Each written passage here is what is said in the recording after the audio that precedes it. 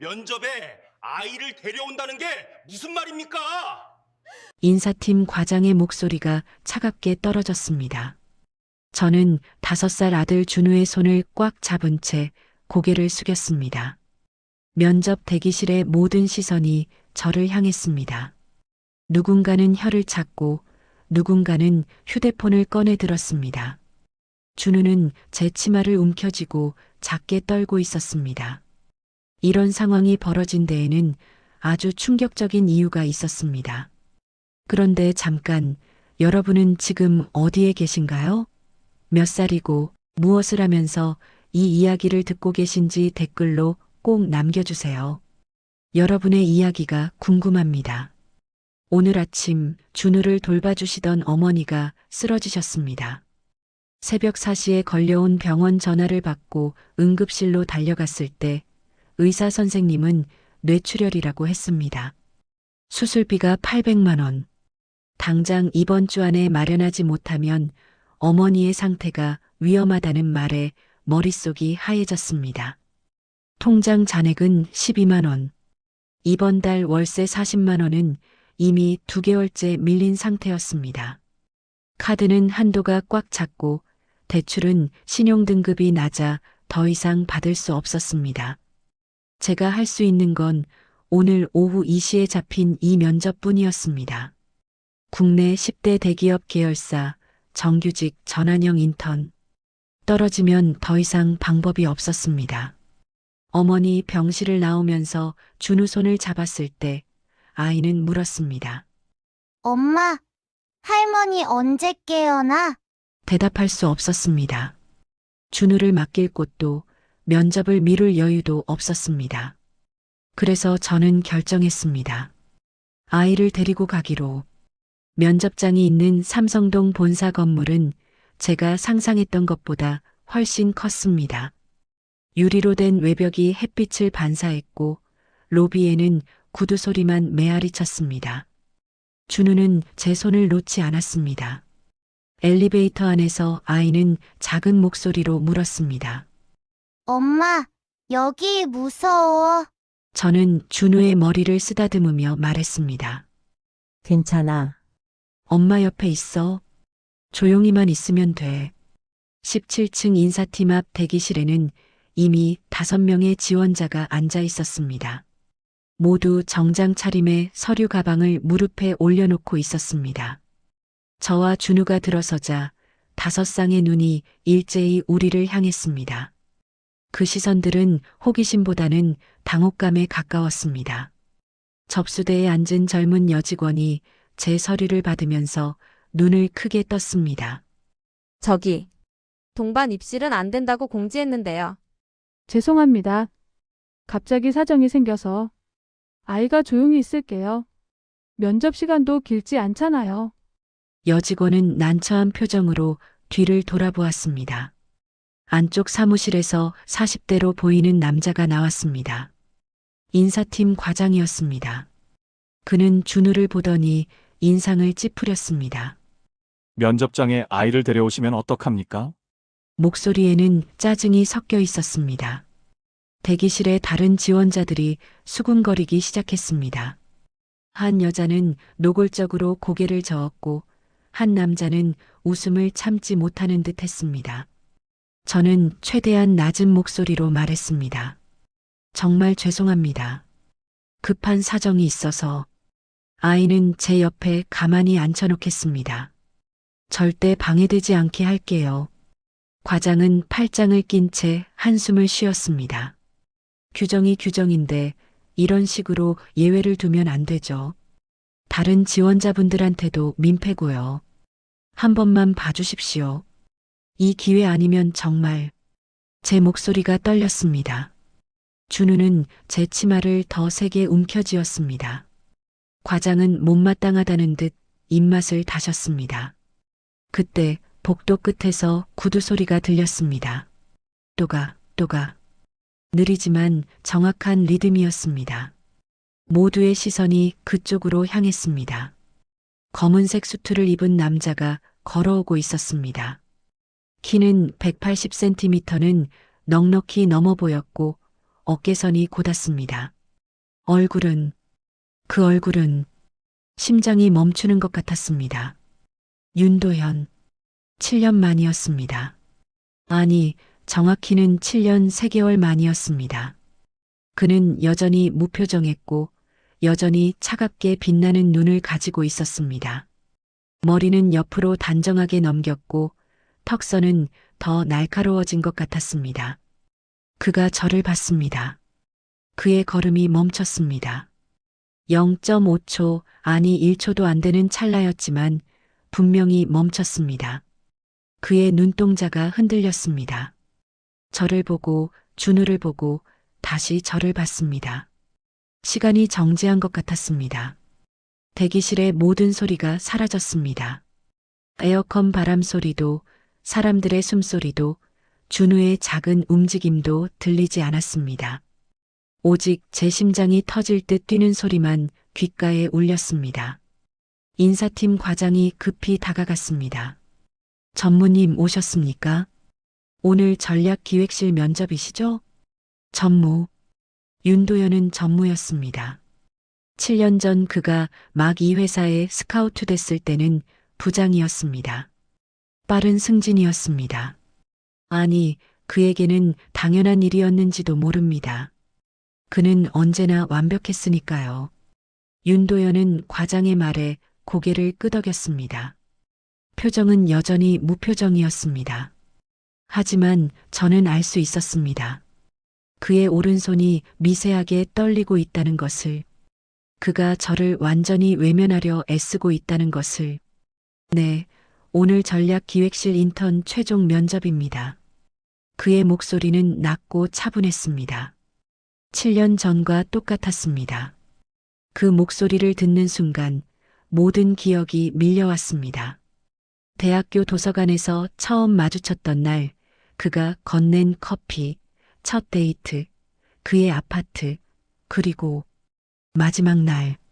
그런데 저 지원자분이 아이를 동반하셔서요. 과장이 저를 가리켰습니다. 윤도현의 시선이 다시 저에게로 왔습니다. 이번에는 피하지 않았습니다. 그의 눈과 제 눈이 정확히 마주쳤습니다. 3초, 아니 4초 정도였을까요? 그 짧은 시간 동안 수많은 감정이 오갔습니다. 놀람, 당황, 그리고 무언가 더. 윤도현은 고개를 돌려 과장에게 말했습니다. 상관없습니다. 면접 진행하죠. 네. 하지만 규정상 제가 책임지겠습니다. 그의 목소리는 단호했습니다. 과장은 더 이상 말하지 못했습니다. 윤도현은 저를 한 번 더 보지 않고 면접실 안으로 들어갔습니다. 문이 닫혔습니다. 저는 그 자리에 서서 숨도 제대로 쉴 수 없었습니다. 준우가 제 손을 잡아당겼습니다. 엄마, 괜찮아? 고개를 끄덕였지만 거짓말이었습니다. 괜찮을 리 없었습니다. 7년 만에 그를 다시 만났습니다. 그것도 이런 식으로. 아이를 데리고 절박한 모습으로. 과장이 어색하게 웃으며 말했습니다. 그럼 면접 준비하시죠. 첫 번째 지원자분부터 들어가시면 됩니다. 대기실로 돌아왔을 때 다른 지원자들의 시선이 또다시 저를 향했습니다. 하지만 이번에는 조금 달랐습니다. 호기심 반, 질투 반. 왜 저만 예외가 됐는지 궁금해하는 눈빛들이었습니다. 저는 준우를 무릎에 앉히고 가방에서 색연필과 스케치북을 꺼내줬습니다. 준우야, 여기 앉아서 그림 그리고 있어. 엄마 금방 올게. 응. 엄마 힘내. 준우의 작은 목소리에 눈물이 날 뻔했습니다. 저는 고개를 돌려 눈물을 참았습니다. 첫 번째 지원자가 면접실로 들어갔습니다. 15분 후 나왔습니다. 표정이 별로 좋지 않았습니다. 두 번째 지원자도 마찬가지였습니다. 세 번째, 네 번째. 시간이 흘렀습니다. 드디어 제 차례가 됐습니다. 서희윤 지원자님. 여직원이 제 이름을 불렀습니다. 저는 준우의 손을 잡고 일어섰습니다. 준우는 스케치북을 꼭 안고 따라왔습니다. 면접실 문 앞에 섰을 때 손이 떨렸습니다. 문손잡이를 잡았습니다. 차가웠습니다. 문을 열었습니다. 면접실 안에는 3명이 앉아 있었습니다. 가운데 윤도현, 왼쪽에 인사팀 임원으로 보이는 50대 남자, 오른쪽에 30대 후반쯤 되어 보이는 여자. 윤도현은 서류를 보고 있었습니다. 제 이력서였습니다. 들어오세요.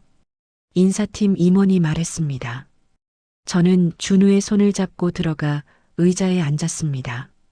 준우는 제 옆 바닥에 조용히 앉아 스케치북을 펼쳤습니다. 서희윤 지원자님 맞으시죠? 네, 맞습니다. 아이 때문에 많이 힘드셨겠어요. 그래도 면접은 진행하도록 하겠습니다. 임원의 목소리는 생각보다 부드러웠습니다. 하지만 옆에 앉은 여자의 표정은 차가웠습니다. 윤도현은 여전히 서류를 보고 있었습니다. 고개를 들지 않았습니다. 먼저 간단한 자기소개 부탁드립니다. 저는 심호흡을 했습니다. 안녕하십니까? 전략기획실 인턴에 지원한 서희윤입니다. 저는 말을 이어가는 동안 윤도현은 단 한 번도 저를 보지 않았습니다. 그는 펜을 들어 뭔가를 적었고 서류를 넘겼고 물잔을 들어 물을 마셨습니다. 하지만 저를 보지 않았습니다. 자기소개가 끝났을 때 옆에 앉은 여자가 질문했습니다. 경력 단절 기간이 꽤 길던데요. 5년 정도? 네. 출산과 육아 때문에. 복직하기 어렵지 않으세요? 실무 감각이 많이 떨어졌을 텐데. 날카로운 질문이었습니다. 저는 준비한 대답을 했습니다. 그동안 온라인 강의를 들었다는 것, 자격증을 땄다는 것, 업계 동향을 꾸준히 팔로우했다는 것. 여자는 고개를 끄덕였지만 표정은 여전히 회의적이었습니다. 그때 윤도현이 처음으로 입을 열었습니다. 지원자님, 제 심장이 쿵 내려앉았습니다. 7년 만에 듣는 그의 목소리, 저를 향한 그의 목소리. 네. 이력서에 보니 대학교 경영학과 졸업이시네요. 네. 저도 같은 학교 출신입니다. 그는 여전히 서류를 보고 있었습니다. 저를 보지 않았습니다. 하지만 그 말의 의미를 저는 알았습니다. 우리는 같은 학교를 나왔습니다. 그것도 같은 해에, 같은 과에서. 그렇습니까? 임원이 흥미로운 듯 말했습니다. 선후배시겠네요. 윤도현은 대답하지 않았습니다.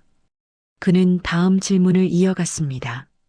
전략기획실에 지원한 이유가 뭡니까? 기업의 중장기 전략을 수립하고 실행하는 과정에 참여하고 싶습니다. 시장 분석과 경쟁사 동향 파악, 신사업 발굴 등의 업무가. 교과서적인 답변이네요. 그의 목소리가 차가워졌습니다. 진짜 이유를 듣고 싶습니다. 저는 말문이 막혔습니다.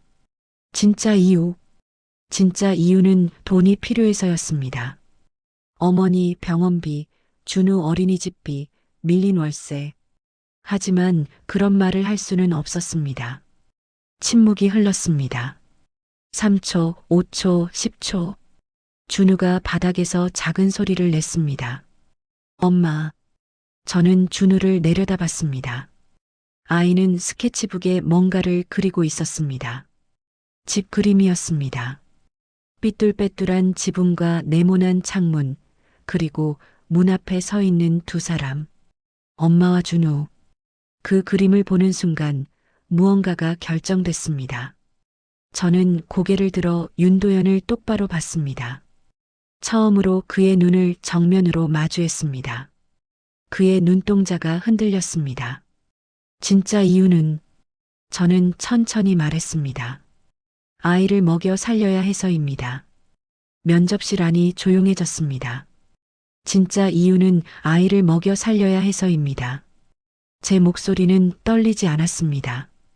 오히려 또렷했습니다. 윤도현의 눈동자가 미세하게 흔들렸습니다. 그는 펜을 놓았습니다. 천천히 조심스럽게 인사팀 임원이 헛기침을 했습니다. 솔직하시네요. 거짓말하고 싶지 않았습니다. 여자 임원이 끼어들었습니다. 하지만 그건 지원 동기가 아니라 개인 사정 아닙니까? 개인 사정이 지원 동기가 될 수 없습니까? 저는 반문했습니다. 여자 임원의 눈썹이 올라갔습니다. 업무에 대한 열정이나 비전 없이 단지 돈 때문에 일하겠다는 건데요. 열정과 비전은 배가 부를 때 생각할 수 있는 겁니다. 말이 나오고 나서야 제가 너무 직설적으로 말했다는 걸 깨달았습니다. 여자 임원의 표정이 굳었습니다. 인사팀 임원도 난처한 얼굴이었습니다. 분위기가 싸늘해졌습니다. 윤도현이 다시 입을 열었습니다. 포트폴리오를 봤습니다. 그는 서류 한 장을 꺼내 들었습니다.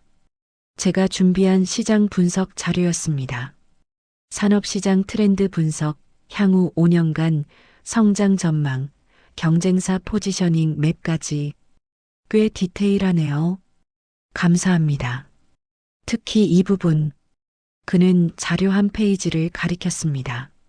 신규 진입 장벽 분석에서 규제 리스크를 3가지 시나리오로 나눈 건 좋았습니다. 실무에서도 이런 식으로 접근합니다. 처음으로 긍정적인 평가였습니다. 인사팀 임원도 자료를 들여다봤습니다. 오, 이거 퀄리티가 상당한데요? 혼자 하신 겁니까? 네. 온라인으로 데이터를 수집하고 업계 리포트를 참고해서 작성했습니다. 육아하면서 이걸 언제? 아이가 잠든 새벽에 했습니다.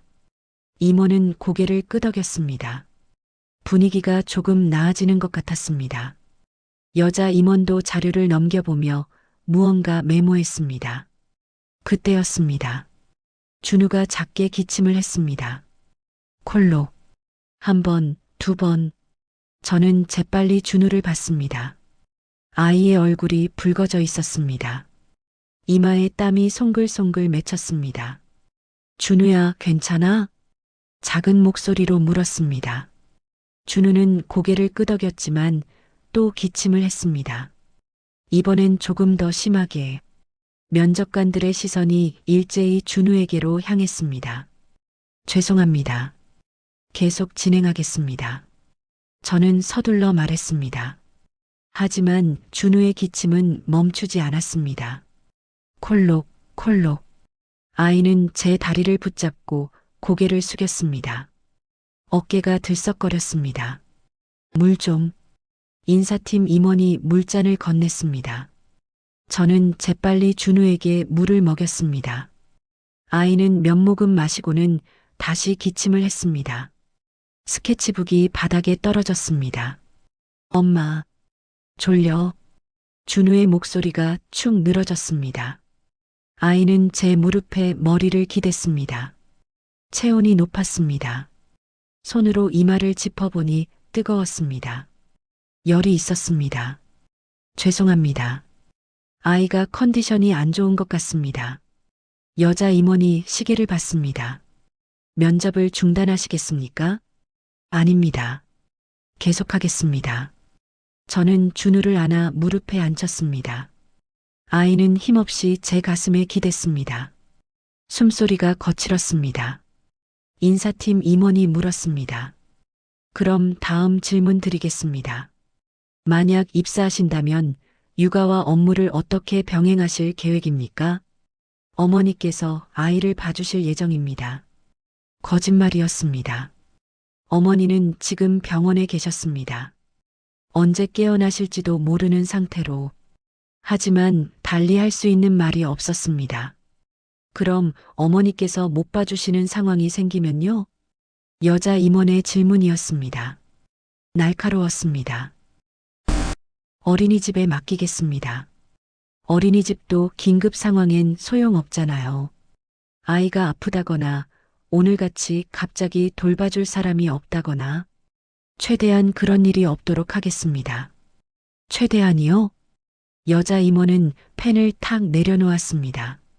지원자님, 전략기획실은 야근이 잦습니다. 새벽까지 일하는 날도 많고요. 아이가 있으면 그게 가능하겠습니까? 가능합니다. 어떻게요? 저는 대답할 수 없었습니다. 준우는 제품에서 스르르 잠들어가고 있었습니다. 아이의 이마가 제 목에 닿았습니다. 뜨거웠습니다. 솔직히 말씀드리면 여자 임원은 팔짱을 꼈습니다. 육아와 커리어를 동시에 잡기는 힘듭니다. 둘 중 하나를 선택해야 해요. 특히 아이가 어릴 때는 더더욱.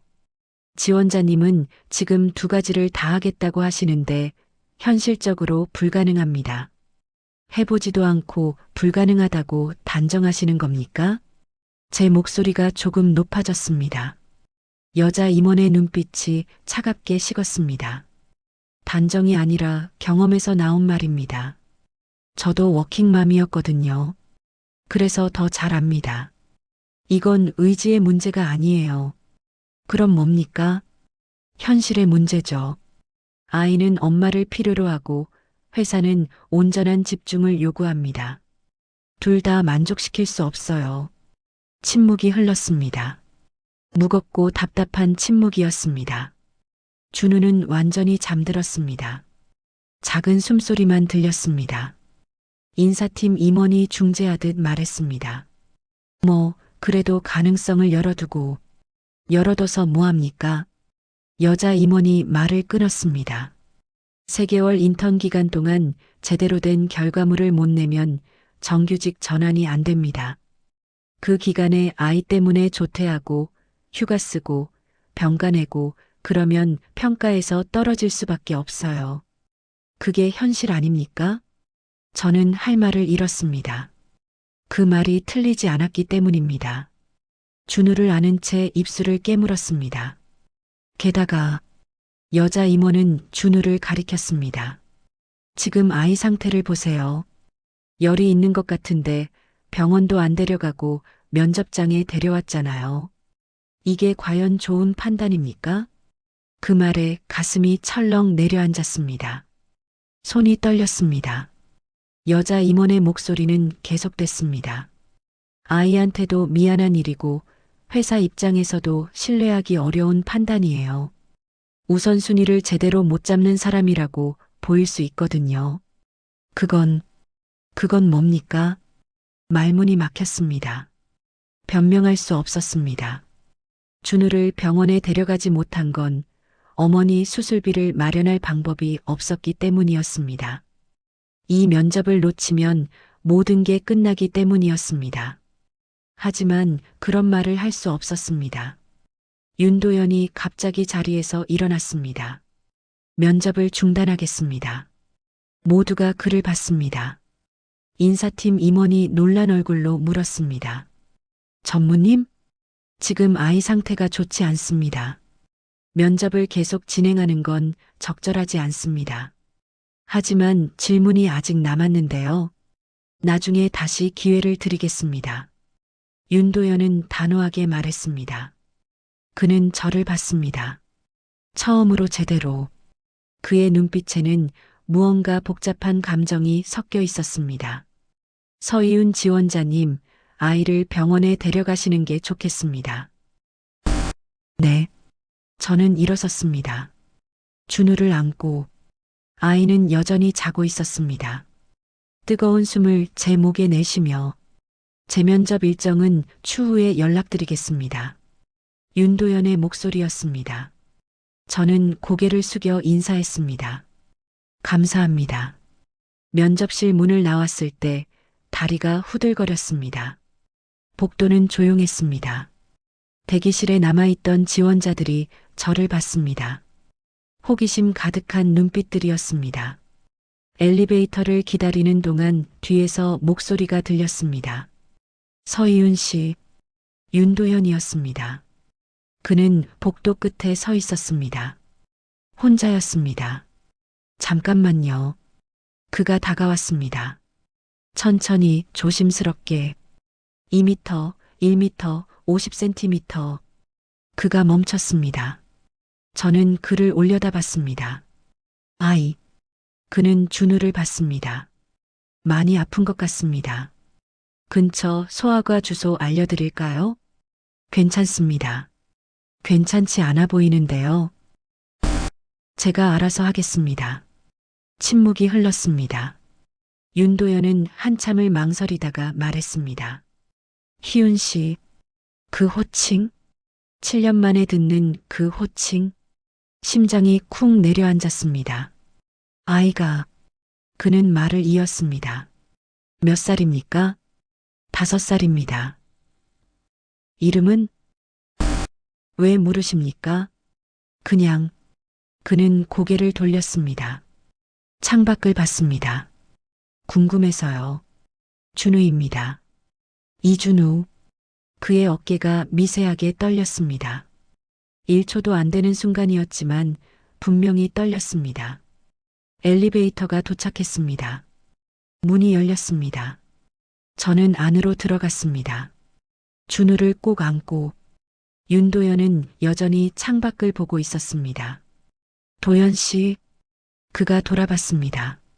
오늘 도와주셔서 감사합니다. 그런데 말을 잇기가 어려웠습니다. 차라리 면접을 끝까지 진행하셨으면 좋았을 것 같습니다. 무슨 말입니까? 중간에 끊으시니까 제가 더 무능해 보이잖아요. 아이 때문에 일도 제대로 못하는 사람처럼. 윤도현의 표정이 굳었습니다. 그런 의도가 아니었습니다. 알아요. 그래도 엘리베이터 문이 닫히기 시작했습니다. 다음번엔 도와주지 마세요. 제가 알아서 할게요. 문이 완전히 닫혔습니다. 윤도현의 얼굴이 사라졌습니다. 엘리베이터가 내려갔습니다. 17층, 16층, 15층. 숫자가 줄어들었습니다. 저는 준우를 내려다봤습니다. 아이의 얼굴이 빨개져 있었습니다. 이마가 여전히 뜨거웠습니다. 미안해, 준우야. 작게 속삭였습니다. 엄마가 정말 미안해. 1층에 도착했을 때 눈물이 났습니다. 참으려고 했지만 참을 수 없었습니다. 로비를 가로질러 걸으면서 준우를 안고 눈물을 흘렸습니다. 밖은 여전히 밝았습니다. 햇빛이 쏟아졌습니다. 사람들은 바쁘게 걸어갔습니다. 아무도 저를 보지 않았습니다. 택시를 잡았습니다. 기사님께 말했습니다. 소아과, 가장 가까운 소아과로 가주세요. 응급실은요? 괜찮습니다. 소아과로요. 응급실은 비쌌습니다. 지금 통장에 남은 돈으로는 응급실비를 낼 수 없었습니다. 택시가 출발했습니다. 창밖으로 본사 건물이 멀어졌습니다. 유리 외벽이 햇빛을 반사하며 빛났습니다. 17층 어딘가에 윤도현이 있었습니다.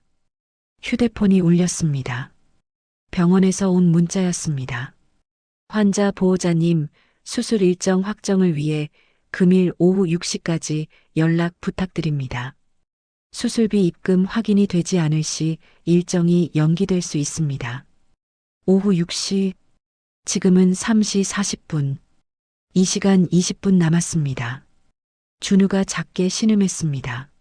엄마. 응, 엄마 여기 있어. 아이를 꼭 안았습니다. 창밖을 봤습니다. 하늘은 맑았습니다.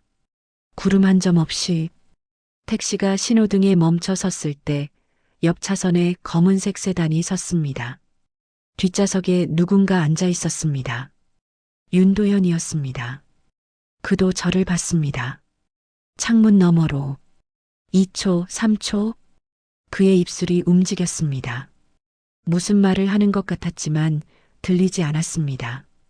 신호가 바뀌었습니다. 검은 세단이 먼저 출발했습니다. 우회전에서 사라졌습니다. 저는 준우의 머리를 쓰다듬었습니다. 금방 병원 도착할 거야. 아이는 대답하지 않았습니다. 그저 작은 숨을 쉴 뿐이었습니다. 소아과는 생각보다 가까웠습니다. 10분 만에 도착했습니다. 택시비 6,800원을 냈습니다. 통장 잔액 10만 5천 원. 병원 문을 열고 들어갔을 때 대기실에는 아이들과 부모들로 가득했습니다. 접수대에 갔습니다. 초진이세요? 네. 보험증 있으세요? 네, 여기요. 서류를 작성했습니다. 준우의 이름, 생년월일, 증상. 손이 떨렸습니다. 글씨가 삐뚤어졌습니다. 대기번호 34번이시고요. 30분 정도 기다리셔야 할 것 같아요. 30분. 저는 대기실 구석 의자에 앉았습니다. 준우를 무릎에 앉혔습니다. 아이는 여전히 자고 있었습니다. 휴대폰을 꺼냈습니다. 은행 앱을 열었습니다. 잔액 확인. 10만 5천 원. 어머니 수술비 800만 원. 계산기를 켰습니다. 789만 5천 원이 부족했습니다. 연락처를 열었습니다. 스크롤을 내렸습니다. 친구들, 지인들, 누구에게 도움을 요청할 수 있을까? 한 명씩 떠올렸습니다. 그리고 하나씩 지웠습니다. 대학 친구 수진, 결혼하고 아이 둘 키우면서 힘들어하던 모습이 떠올랐습니다. 회사 동기 민지, 작년에 대출받아 집 샀다고 했습니다. 고등학교 친구 지영, 연락한 지 3년이 넘었습니다. 결국 연락처를 닫았습니다. 34번 환자분, 간호사가 호명했습니다. 저는 준우를 안고 진료실로 들어갔습니다. 의사 선생님은 40대 여자였습니다. 부드러운 인상이었습니다. 어디 불편하세요? 기침하고요. 열이 있는 것 같아요. 선생님은 청진기를 준우 등에 댔습니다. 체온계를 입에 물렸습니다. 목을 봤습니다. 38.5도네요. 목도 좀 부었고 감기 초기 증상 같은데 요즘 독감도 도는 시기라 검사 한번 해볼까요? 검사요? 독감 신속항원 검사요. 10,000원 정도 들어요. 10,000원. 잔액 10만 5천 원에서 택시비 빼면 9만 8천 원. 네, 해주세요. 면봉으로 콧속을 긁었습니다. 준우가 울먹였습니다. 10분 후 결과가 나왔습니다. 다행히 독감은 아니네요. 그냥 감기예요. 약 처방해 드릴게요. 감사합니다. 그런데 선생님이 저를 봤습니다. 어머니, 많이 힘들어 보이세요. 괜찮으세요? 네, 괜찮습니다. 아이도 중요하지만 어머니 건강도 챙기셔야죠. 고개를 끄덕였습니다. 더 이상 말할 수 없었습니다. 수납할 때 금액을 받습니다. 진료비와 약값 합쳐서 2만 3천 원. 카드를 내밀었습니다. 승인됐습니다. 약국에서 약을 받았습니다. 준우를 안고 밖으로 나왔을 때 하늘이 어두워지고 있었습니다. 시계를 봤습니다. 오후 4시 50분. 1시간 10분 남았습니다. 어머니 병원으로 가야 했습니다. 하지만 준우를 데리고 갈 수 없었습니다. 아이는 쉬어야 했습니다. 결국 집으로 갔습니다. 버스를 2번 갈아타고 준우는 제 품에서 계속 잤습니다. 집에 도착했을 때 오후 5시 40분이었습니다. 20분 남았습니다. 현관문을 열었습니다. 좁은 원룸이었습니다. 부엌 겸 거실 겸 침실. 준우를 침대에 눕혔습니다. 이불을 덮어줬습니다. 물티슈로 아이 얼굴을 닦아줬습니다. 휴대폰이 울렸습니다. 병원에서 온 전화였습니다. 환자 보호자님이신가요? 네. 수술비 입금 확인이 안 되는데요. 일정 확정하시려면. 죄송합니다. 조금만 더 시간을 주실 수 없을까요? 침묵이 흘렀습니다. 보호자님, 환자분 상태가 좋지 않습니다. 더 늦추면 위험할 수 있어요. 알고 있습니다. 하지만 지금, 내일 오전까지만 기다리겠습니다. 그때까지 입금 안 되면 일정을 다시 조정해야 합니다. 감사합니다. 전화가 끊겼습니다. 저는 바닥에 주저앉았습니다. 등을 벽에 기댔습니다. 천장을 봤습니다. 형광등이 깜빡거렸습니다. 준우가 뒤척였습니다. 엄마. 응, 여기 있어. 물을 떠다 줬습니다. 아이는 몇 모금 마시고 다시 누웠습니다. 엄마, 할머니는? 할머니는 병원에서 쉬고 계셔. 아파? 응, 조금 아프셔. 나도 아파. 알아. 약 먹으면 나을 거야. 준우는 눈을 감았습니다. 작은 손으로 제 손을 잡았습니다. 엄마 사랑해. 가슴이 무너졌습니다. 나도 사랑해, 준우야. 아이는 다시 잠들었습니다. 저는 거실로 나와 휴대폰을 들었습니다. 연락처를 열었습니다. 맨 아래까지 스크롤을 내렸습니다. 이응으로 시작하는 이름들. 그리고 그 이름. 윤도현. 번호를 지우지 못했습니다. 7년 동안 연락하지 않았지만 지우지 못했습니다. 손가락이 떨렸습니다. 통화 버튼 위에 누르지 못했습니다. 대신 문자를 열었습니다.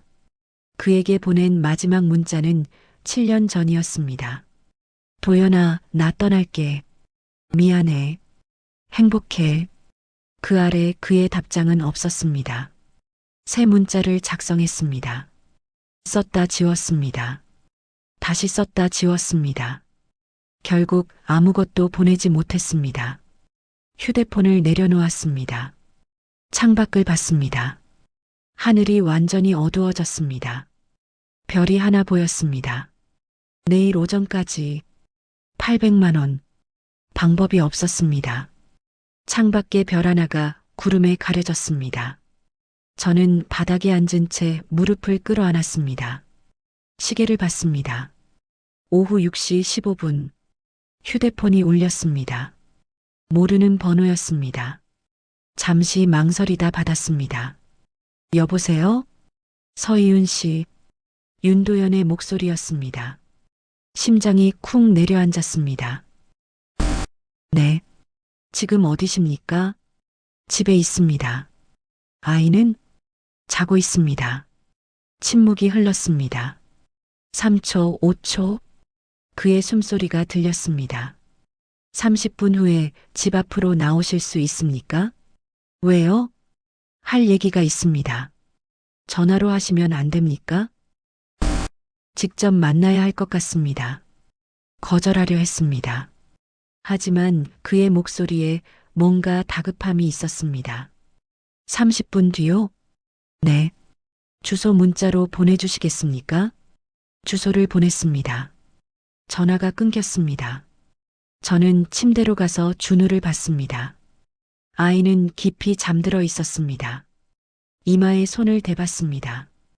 열은 조금 내린 것 같았습니다. 약이 효과가 있었나 봅니다. 옷을 갈아입었습니다. 거울을 봤습니다. 눈 밑에 다크서클이 짙었습니다. 머리는 엉망이었습니다. 대충 빗으로 정리했습니다. 립밤을 발랐습니다. 왜 이러고 있는 걸까요? 7년 만에 만나는 사람인데, 아니, 이미 오늘 낮에 만났는데, 휴대폰을 확인했습니다. 6시 38분. 아직 시간이 있었습니다. 이웃집 김수진 씨에게 문자를 보냈습니다. 수진 언니, 혹시 30분 정도 준우 봐주실 수 있으세요? 급한 일이 생겨서요. 자고 있어서 깨울 일은 없을 거예요. 답장이 바로 왔습니다. 괜찮아요. 지금 갈게요. 5분 후 초인종이 울렸습니다. 수진 씨는 30대 중반의 주부였습니다. 이 동네에서 10년째 산다고 했습니다. 가끔 반찬을 나눠주곤 했습니다. 준우 자고 있어요. 혹시 깨면 물 좀 주시고요. 알았어. 천천히 다녀와. 정말 감사합니다. 밖으로 나왔을 때 6시 50분이었습니다. 골목 입구로 걸어갔습니다. 가로등 불빛이 어둠을 밝혔습니다. 5분을 기다렸습니다. 그때 검은색 세단이 천천히 다가왔습니다. 낮에 봤던 차였습니다. 차가 멈췄습니다. 운전석 문이 열렸습니다. 윤도현이 내렸습니다. 그는 정장 재킷을 벗고 와이셔츠 차림이었습니다. 소매를 팔꿈치까지 걷어 올렸습니다. 넥타이는 느슨하게 풀려 있었습니다. 타시죠.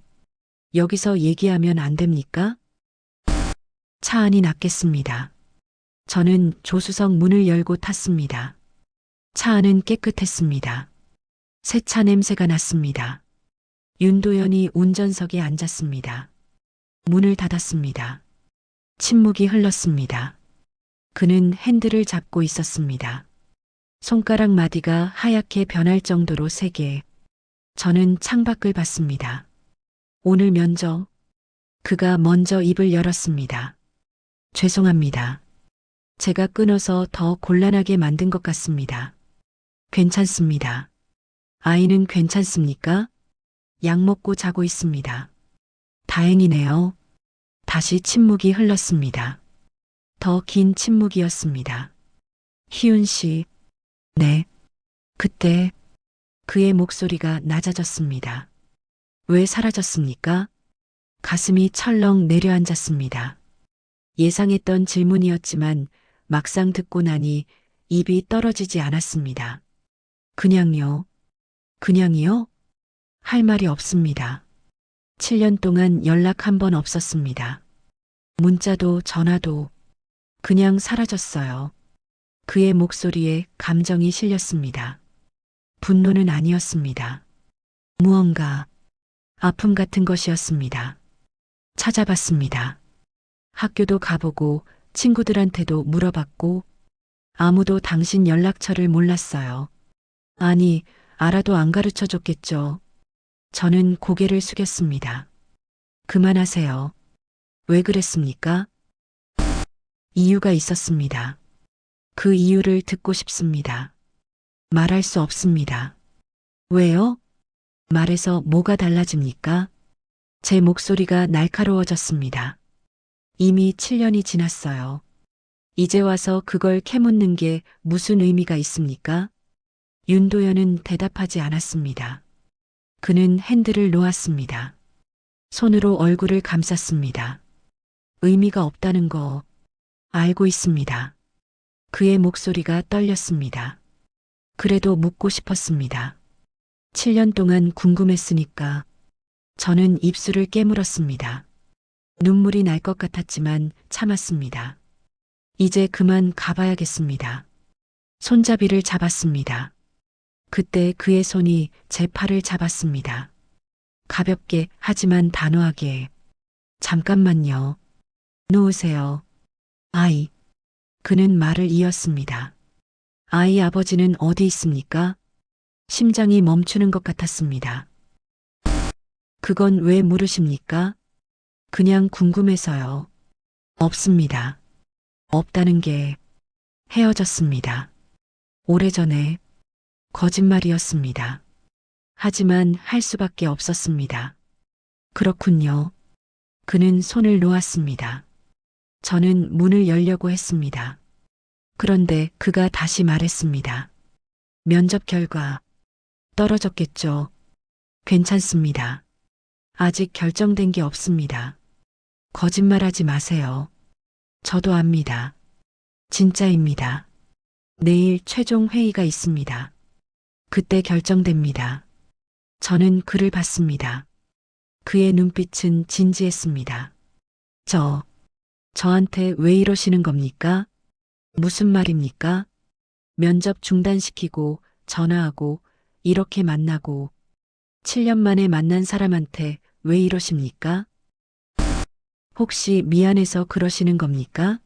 7년 전에 제가 먼저 떠났으니까 이제 당신이 뭔가 보상해줘야 한다고 생각하시는 거예요? 아닙니다. 그럼 뭡니까? 그는 한참을 망설이다 말했습니다. 모르겠습니다. 저도 잘 모르겠습니다. 차 안이 조용해졌습니다. 에어컨 바람 소리만 들렸습니다. 전 가겠습니다. 이번엔 그가 붙잡지 않았습니다. 문을 열고 내렸습니다. 차가운 밤 공기가 얼굴을 때렸습니다. 희윤 씨, 뒤에서 그의 목소리가 들렸습니다. 돌아보지 않았습니다. 내일 회의 결과 연락드리겠습니다. 됐습니다. 그리고 그가 차에서 내렸습니다. 저에게 다가왔습니다. 2미터 정도 거리에서 멈췄습니다. 혹시 필요한 게 있으면 연락하세요. 필요한 것 없습니다. 아이 병원비라도 됐다고 했습니다. 목소리가 차갑게 나왔습니다. 그는 더 이상 말하지 않았습니다. 저는 돌아서서 걸었습니다. 골목 안쪽으로 뒤를 돌아보지 않았습니다. 하지만 느낄 수 있었습니다. 그가 서 있다는 것을, 저를 보고 있다는 것을. 집에 도착했을 때 수진 씨가 문을 열어줬습니다. 준우 한 번도 안 깼어. 잘 자고 있어. 감사합니다, 언니. 무슨 일 있었어? 얼굴이 안 좋은데. 아니에요. 괜찮아요. 수진 씨가 돌아간 후 저는 침대로 가서 준우를 봤습니다. 아이는 여전히 자고 있었습니다. 평화로운 얼굴이었습니다. 휴대폰을 확인했습니다. 7시 40분. 은행 앱을 열었습니다. 잔액 7만 원. 내일 오전까지 800만 원을 만들 방법은 없었습니다. 소파에 앉았습니다. 머리를 감쌌습니다. 문자가 왔습니다. 윤도현이었습니다. 오늘 만나줘서 고맙습니다. 편히 쉬세요. 문자를 읽고 지웠습니다. 그날 밤 잠들 수 없었습니다. 천장을 보며 누워 있었습니다. 준우의 작은 숨소리가 들렸습니다. 새벽 2시쯤 휴대폰이 울렸습니다. 병원에서 온 문자였습니다. 환자 상태 악화로 응급처치 진행했습니다. 보호자분 연락 부탁드립니다. 손이 떨렸습니다. 급히 병원으로 전화했습니다. 어머니 괜찮으세요? 지금 안정된 상태입니다. 하지만 수술을 더 미루면 위험합니다. 알겠습니다. 내일 오전까지 꼭 입금하겠습니다. 네, 부탁드립니다. 전화를 끊었습니다. 눈물이 났습니다. 조용히 소리 없이 울었습니다. 준우가 깰까봐 이불로 얼굴을 감쌌습니다. 새벽 4시 잠이 들었습니다. 오전 7시에 알람이 울렸습니다. 준우를 깨웠습니다. 준우야, 일어나야지. 아이는 눈을 떴습니다. 열은 많이 내렸습니다. 엄마, 배고파? 그래, 밥 먹자. 냉장고를 열었습니다. 달걀 3개, 김치, 우유 한 팩. 달걀 프라이를 해줬습니다. 준우는 맛있게 먹었습니다. 엄마는 안 먹어? 엄마는 배 안 고파? 거짓말이었습니다. 배는 고팠습니다. 하지만 달걀은 2개밖에 안 남았습니다. 오전 9시 준우를 씻기고 옷을 입혔습니다. 오늘 어디 가? 엄마 잠깐 일 보고 올게. 준우는 수진 이모 집에서 놀고 있어. 응. 수진 씨 집 초인종을 눌렀습니다. 준우를 부탁했습니다. 오늘도 급한 일이에요? 네. 정말 죄송합니다. 괜찮아. 우리 준우 착하잖아. 준우를 맡기고 집을 나섰습니다. 버스를 탔습니다. 어머니 병원으로 가는 버스였습니다. 휴대폰이 울렸습니다. 윤도현이었습니다. 받지 않았습니다. 다시 울렸습니다. 또 받지 않았습니다. 문자가 왔습니다. 면접 결과 나왔습니다. 전화 부탁드립니다. 읽고 지웠습니다. 병원에 도착했을 때 오전 10시였습니다. 어머니 병실로 갔습니다. 어머니는 침대에 누워 계셨습니다. 눈을 감고 계셨습니다. 호흡기가 연결되어 있었습니다. 어머니, 손을 잡았습니다. 차가웠습니다. 간호사가 들어왔습니다. 보호자분이세요? 네. 수술비 입금은 오늘 중으로 꼭 하겠습니다. 이미 시간이 많이 지났습니다. 오후 2시까지만 기다리겠습니다. 네. 감사합니다. 간호사가 나갔습니다. 저는 어머니 손을 꼭 잡았습니다. 어머니, 미안해요. 제가 무능해서 눈물이 났습니다. 그때 휴대폰이 또 울렸습니다. 윤도현이었습니다. 이번엔 받았습니다. 네. 왜 전화를 안 받으셨습니까? 바빴습니다. 면접 결과 얘기해 드려야 하는데요. 말씀하세요. 합격하셨습니다. 심장이 멈췄습니다. 뭐라고요? 합격입니다. 3개월 인턴으로 출근하시면 됩니다. 정말입니까? 네. 월요일 오전 9시까지 인사팀으로 오시면 됩니다. 손이 떨렸습니다. 휴대폰을 떨어뜨릴 뻔했습니다. 감사합니다. 정말 감사합니다. 아니, 그가 말을 이었습니다. 그런데 희훈 씨, 지금 어디 계십니까? 목소리가 병원입니다. 아이가 또 아픕니까? 아니요. 어머니가 말이 막혔습니다. 그에게 이런 얘기를 할 필요가 없었습니다. 어머니요? 네. 입원하셔서 어느 병원입니까? 왜요? 그냥 궁금해서요. 대학병원입니다. 알겠습니다. 어머니 쾌차 빌겠습니다. 감사합니다. 전화가 끊겼습니다. 합격. 저는 합격했습니다. 3개월 인턴이지만 정규직 전환 가능성이 있었습니다. 급여는 얼마였죠? 이력서에 나와 있었습니다. 월 250만 원. 하지만 지금 당장 필요한 건 800만 원이었습니다. 월급은 다음 달에나 나왔습니다. 병실 창밖을 봤습니다. 하늘은 맑았습니다. 오후 1시 저는 병원 원무과로 갔습니다. 혹시 수술비를 분할 납부할 수 있습니까? 분할 납부는 안 됩니다. 수술 전에 전액 입금하셔야 해요. 그럼 대출이라도. 환자 보호자 신용등급을 확인해 봐야 하는데요. 신용등급을 확인했습니다. 6등급. 대출 불가능한 등급이었습니다. 죄송합니다. 대출이 어려울 것 같습니다. 원무과를 나왔습니다. 복도에 주저앉았습니다. 오후 1시 40분. 20분 남았습니다. 휴대폰을 꺼냈습니다. 연락처를 열었습니다. 윤도현의 번호를 받습니다. 손가락이 떨렸습니다.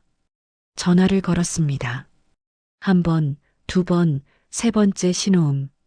여보세요. 그의 목소리였습니다. 도현 씨? 네, 희훈 씨. 혹시? 말이 나오지 않았습니다. 목이 메었습니다. 혹시 부탁 하나만 들어주실 수 있으세요? 말씀하세요. 돈을 빌려주실 수 있으세요? 침묵이 흘렀습니다. 3초, 5초. 얼마나 필요하십니까? 800만 원입니다. 꼭 갚겠습니다. 월급 받으면 조금씩이라도 꼭 갚을게요. 제발. 목소리가 떨렸습니다. 눈물이 났습니다. 지금 계신 곳이 대학병원 맞습니까? 네. 30분 안에 도착하겠습니다. 거기 계세요. 정말입니까? 네. 기다리세요. 전화가 끊겼습니다. 저는 그 자리에 주저앉아 울었습니다. 사람들이 지나갔지만 신경 쓰지 않았습니다. 그저 울었습니다. 25분 후 윤도현이 나타났습니다. 복도 끝에서 걸어오고 있었습니다. 손에 봉투를 들고 저는 일어났습니다. 그에게 다가갔습니다. 도현 씨, 그는 봉투를 건넸습니다. 확인해 보세요. 봉투를 열었습니다. 현금이 들어 있었습니다. 두꺼운 뭉치였습니다. 800입니다. 어떻게 이렇게 빨리? 급한 것 같아서 현금으로 준비했습니다. 저는 봉투를 꼭 안았습니다. 고개를 숙였습니다. 감사합니다.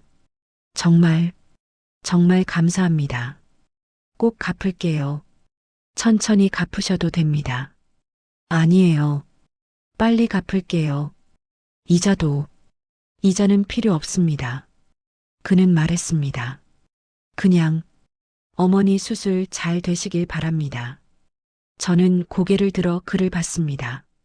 그의 눈빛은 따뜻했습니다. 7년 전에 봤던 그 눈빛이었습니다. 도연 씨는 왜 이러시는 거예요? 무슨 말입니까? 저한테 왜 이렇게 잘해주세요? 7년 만에 만난 사람인데. 그는 대답하지 않았습니다. 그저 저를 봤습니다. 가서 수술비 내세요. 시간 없잖아요. 네. 저는 원무과로 달려갔습니다. 수술비를 냈습니다. 영수증을 받았습니다. 2시간 후에 수술 시작합니다. 감사합니다. 복도로 나왔을 때 윤도현은 여전히 서 있었습니다. 창가에 기대어. 됐습니까? 네. 덕분에. 그때 복도 끝에서 작은 발소리가 들렸습니다. 뛰어오는 소리였습니다. 엄마. 준우였습니다. 수진 씨가 준우를 데리고 왔습니다. 희윤아, 준우가 엄마 보고 싶다고 해서. 아, 네. 괜찮아요. 준우가 제게 달려왔습니다. 저는 아이를 안아 올렸습니다. 엄마, 할머니는? 할머니 곧 나아지실 거야. 준우는 고개를 끄덕였습니다. 그러다 윤도현을 봤습니다. 아이의 눈이 커졌습니다. 아저씨. 준우가 윤도현을 가리켰습니다. 어제 그 아저씨. 윤도현은 준우를 봤습니다. 그의 표정이 부드러워졌습니다. 안녕. 아저씨, 따뜻해. 준우가 갑자기 말했습니다. 응? 아저씨 손, 따뜻해 보여. 아이는 제품에서 내려와 윤도현에게 다가갔습니다. 그리고 그의 손을 잡았습니다. 진짜 따뜻하다. 윤도현은 당황한 표정이었습니다. 그는 준우를 내려다봤습니다. 아이의 작은 손이 그의 큰 손을 감싸고 있었습니다. 준우야, 안 돼. 아저씨 바쁘셔. 괜찮습니다. 윤도현은 무릎을 굽혔습니다. 준우와 눈높이를 맞췄습니다. 넌 이름이 뭐니? 이준우. 준우야, 몇 살이야? 5살. 그렇구나. 윤도현은 준우의 손을 잡았습니다. 그때였습니다. 그의 눈빛이 변했습니다. 준우의 손목을 보고 있었습니다. 정확히는 손목 안쪽에 있는 작은 반점을. 준우는 태어날 때부터 오른쪽 손목 안쪽에 희미한 갈색 반점이 있었습니다. 동전만 한 크기였습니다. 의사 선생님은 카페올의 반점이라고 했습니다. 무해하다고 했습니다. 윤도현의 손가락이 그 반점을 가볍게 스쳤습니다. 그의 얼굴이 창백해졌습니다. 이거. 그의 목소리가 떨렸습니다. 이거 언제부터 있었어? 태어날 때부터요. 제가 대답했습니다. 왜요? 윤도현은 대답하지 않았습니다. 그는 천천히 자신의 오른쪽 손목 소매를 걷어 올렸습니다. 거기에도 똑같은 반점이 있었습니다. 같은 위치에, 같은 크기로. 제 심장이 멈췄습니다. 윤도현은 저를 봤습니다. 그의 눈빛에는 의욕과 혼란과 그리고 깨달음이 섞여 있었습니다. 희윤 씨. 그의 목소리는 낮고 떨렸습니다. 이 아이. 말을 잇지 못했습니다. 그는 다시 준우를 봤습니다. 아이의 얼굴을, 눈을, 코를, 입술을 하나하나 들여다봤습니다. 이 아이가 제 아들입니까? 세상이 멈췄습니다. 세상의 모든 소리가 사라졌습니다. 윤도현의 질문이 복도에 울렸습니다. 수진 씨가 놀란 얼굴로 저를 봤습니다. 준우는 고개를 갸우뚱하며 윤도현을 올려다봤습니다. 이 아이가 제 아들입니까? 저는 입술을 열었습니다. 닫았습니다. 다시 열었습니다. 하지만 말이 나오지 않았습니다. 희윤 씨. 윤도현이 한 걸음 다가왔습니다. 그의 눈빛은 절박했습니다. 대답해 주세요. 이 아이가 제 아들입니까? 도연 씨, 네, 아니면 아니요. 그것만 말해 주세요. 준우가 제 다리를 붙잡았습니다. 엄마, 무슨 얘기야? 저는 준우를 안아 올렸습니다. 아이를 꼭 안았습니다. 도연 씨, 지금은 아니에요. 준우가 있잖아요. 그럼 언제입니까? 나중에 얘기해요. 나중에요? 7년을 기다렸습니다. 더 기다리라는 겁니까? 그의 목소리가 높아졌습니다. 지나가던 사람들이 저희를 봤습니다. 도연 씨, 제발은 제가 할 말입니다. 그는 준우를 봤습니다. 그리고 다시 저를 봤습니다. 이 아이를 보세요. 눈, 코, 인맥, 심지어 손목의 반점까지 우연이라고 생각하십니까? 도연 씨, 그만해요. 왜요? 왜 말 못합니까? 무엇이 두렵습니까? 지금은 안 돼요. 나중에. 언제까지 숨길 겁니까? 그때 준우가 제 품에서 몸을 비틀었습니다. 엄마, 내려줘. 답답해. 준우야, 잠깐만. 내려줘. 아이를 내려놓았습니다. 준우는 수진 씨에게 달려갔습니다. 수진 씨가 준우를 안아 올렸습니다. 희훈아, 우리 잠깐 저쪽에 있을게. 네, 언니. 미안해요. 수진 씨가 준우를 데리고 복도 끝으로 갔습니다. 저와 윤도현만 남았습니다. 침묵이 흘렀습니다. 무겁고 답답한 침묵이었습니다. 희훈 씨, 윤도현의 목소리가 낮아졌습니다. 7년 전 당신이 사라진 날, 임신한 거였습니까? 고개를 들 수 없었습니다. 대답해 주세요. 네. 작은 목소리였지만 확실했습니다. 윤도현은 한 걸음 뒤로 물러섰습니다. 벽에 등을 기댔습니다. 왜? 그의 목소리가 떨렸습니다. 왜 말하지 않았습니까? 말할 수 없었어요. 왜요? 그땐 도연 씨가 막 회사에 스카우트 됐을 때잖아요. 앞길이 창창했어요. 그런데 제가 아이가 생겼다고 말하면 그래서 혼자 키운 겁니까? 7년 동안? 미안해요. 미안하다고요? 윤도현의 목소리가 높아졌습니다. 제 아들을 7년 동안 숨기고 혼자 힘들게 키우고 이제 와서 미안하다고요? 도연 씨, 전 아버지가 될 권리도 없었습니까? 제 아이가 태어나는 걸 보고 첫걸음마를 보고 첫 말을 듣고 그런 권리도 없었습니까? 저는 대답할 수 없었습니다. 눈물이 났습니다. 전 당신을 찾았습니다. 미친 듯이 찾았어요. 친구들한테 물어보고 동네를 돌아다니고 심지어 사람까지 고용했습니다. 하지만 당신은 흔적도 없이 사라졌어요. 미안해요. 정말 미안해요. 미안하다는 말로 되는 게 아닙니다. 그의 주먹이 벽을 쳤습니다. 둔탁한 소리가 났습니다. 지나가던 간호사가 놀라서 저희를 봤습니다. 윤도현은 손으로 얼굴을 감쌌습니다. 어깨가 떨렸습니다. 7년이나. 저는 그에게 다가가고 싶었습니다. 하지만 다가갈 수 없었습니다. 제가 그럴 자격이 없었습니다. 도연 씨, 제가 잘못했어요. 하지만 뭡니까? 지금이라도 알게 된 거 다행이라고 생각할 수는 없을까요? 그는 손을 내렸습니다. 저를 봤습니다. 눈이 충혈되어 있었습니다. 다행이라고요? 7년을 잃어버렸는데 제 아들의 5살까지를 놓쳤는데 그게 다행입니까? 할 말이 없었습니다. 그때 복도 끝에서 준우의 목소리가 들렸습니다. 엄마. 돌아봤습니다. 준우가 바닥에 주저앉아 있었습니다. 수진 씨가 당황한 얼굴로 아이를 부축하고 있었습니다. 희훈아, 빨리 와. 달려갔습니다. 준우의 얼굴이 빨개져 있었습니다. 아니, 빨간 게 아니었습니다. 두드러기였습니다. 얼굴 전체에 붉은 반점들이 퍼지고 있었습니다. 준우야. 아이를 안았습니다. 준우는 목을 긁고 있었습니다. 가려워. 엄마 가려워.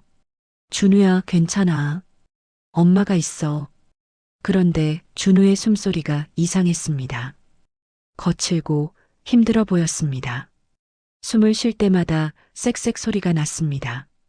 준우야, 준우야. 아이의 입술이 부어오르기 시작했습니다. 눈 주변도 부었습니다. 이게 무슨... 윤도현이 달려왔습니다. 알레르기 쇼크입니다. 빨리 응급실로 가야 합니다. 어떻게... 지금 설명할 시간 없어요. 윤도현이 준우를 안아 올렸습니다. 아이는 숨을 헐떡이고 있었습니다. 엄마, 준우야 괜찮아. 곧 괜찮아질 거야. 제 목소리가 떨렸습니다. 손이 떨렸습니다. 머리가 하얘졌습니다. 어떻게 해야 할지 몰랐습니다. 응급실이 어디죠? 윤도현이 수진 씨에게 물었습니다. 1층입니다. 엘리베이터는 너무 늦어요. 계단으로. 윤도현이 준우를 안고 뛰기 시작했습니다. 저도 따라 뛰었습니다. 계단을 내려가면서 준우의 얼굴을 봤습니다. 점점 더 붓고 있었습니다. 숨소리는 더 가빠졌습니다. 준우야, 눈 감지 마. 엄마 봐. 엄마 보라고. 하지만 준우의 눈이 감기기 시작했습니다. 안 돼. 준우야. 1층에 도착했을 때 다리가 휘청거렸습니다. 윤도현이 한 손으로 저를 붙잡았습니다. 정신 차리세요. 준우를 위해서. 고개를 끄덕였습니다. 응급실로 뛰었습니다. 도와주세요. 아이가 숨을 못 쉬어요. 간호사들이 달려왔습니다. 준우를 침대로 옮겼습니다. 의사가 왔습니다. 알레르기 반응이네요. 에피네프린 주사 준비. 혈압 떨어지고 있습니다. 산소 공급. 의료진이 분주하게 움직였습니다. 저는 준우의 손을 잡으려 했지만 간호사가 막았습니다. 보호자분은 밖에서 기다려주세요. 안 돼요. 제 아들이에요. 지금 응급 처치 중입니다. 방해되면 안 됩니다. 간호사가 저를 밀어냈습니다. 윤도현이 저를 붙잡았습니다. 희윤 씨, 의사 선생님들을 믿어야 합니다. 하지만 준우가 괜찮아질 겁니다. 하지만 그의 목소리도 떨리고 있었습니다. 응급실 밖에서 기다렸습니다. 10분, 20분, 30분. 시간이 너무 느리게 갔습니다. 벽시계를 봤습니다. 초침이 움직였습니다. 하나, 둘, 셋. 윤도현은 창가에 서 있었습니다. 그의 주먹이 꽉 쥐어져 있었습니다.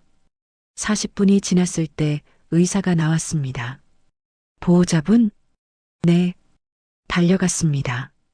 준우는 괜찮아요? 응급 처치 끝났습니다. 안정됐어요. 무릎이 풀렸습니다. 윤도현이 저를 붙잡았습니다. 다행이다.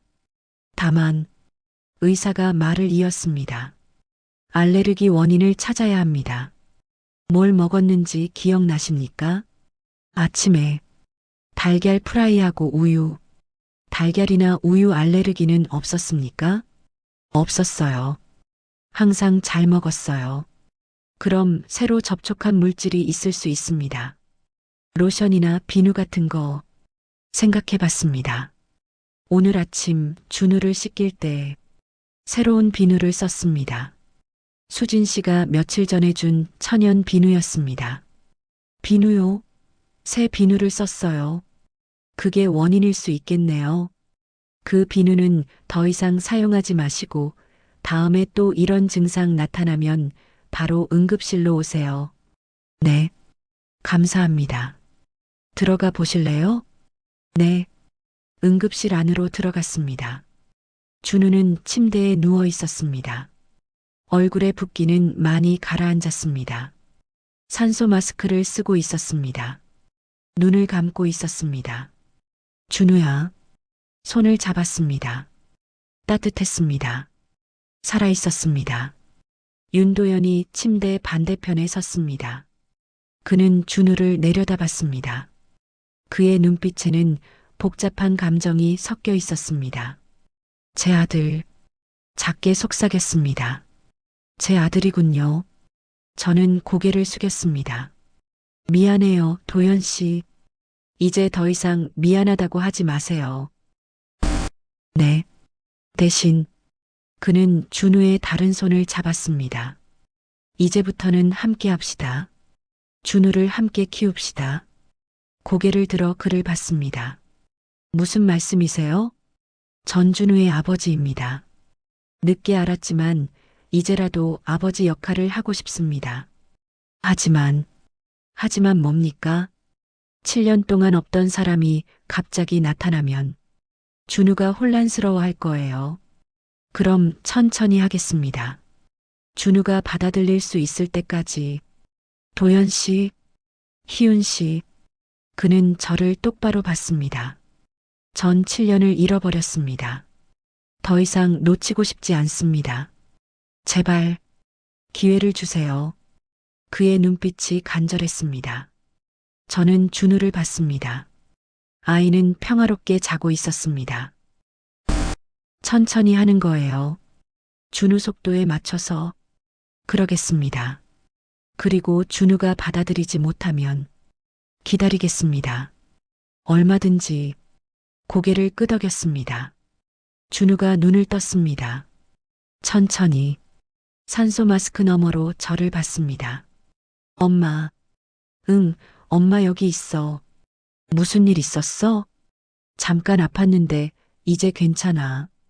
준우는 고개를 돌려 윤도현을 봤습니다. 아저씨도 있네. 응, 아저씨가 준우 데려다 줬어. 고마워요, 아저씨. 윤도현의 눈가가 붉어졌습니다. 그는 준우의 손을 꼭 잡았습니다. 천만에. 준우야. 아저씨 손 따뜻해. 엄마 손이랑 똑같이 따뜻해. 윤도현이 저를 봤습니다.